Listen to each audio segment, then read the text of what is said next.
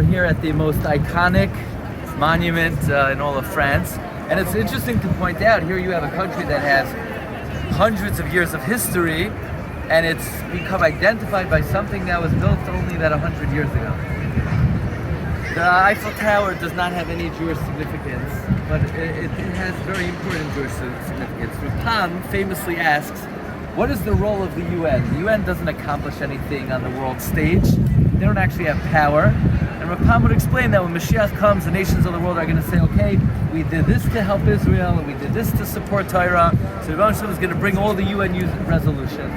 And the UN will stand as the eternal monument and testimony that there's nothing that anybody did to help the Jewish people. In a certain sense, this is the role of the Eiffel Tower.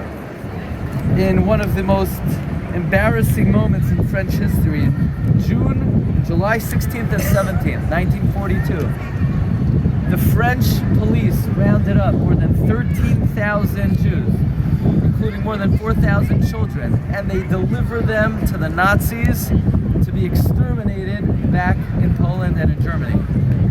And in the testimonies about this, about a month ago, there was an 80th year memorial that the president participated in, and the eyewitnesses, and there are not that many still left, in public testimonies over the past week, survivor Rachel Jedenak described the middle of the night knock on the door, being marched through the streets of Paris and herded into the velodrome, all in the shadow of the Eiffel Tower.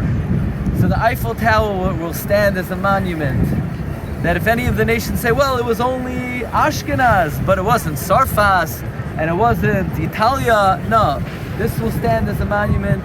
They're all in on it. They're not here for us. So that's something to think about in terms of the Jewish significance of this iconic spot. And enjoy the next hour.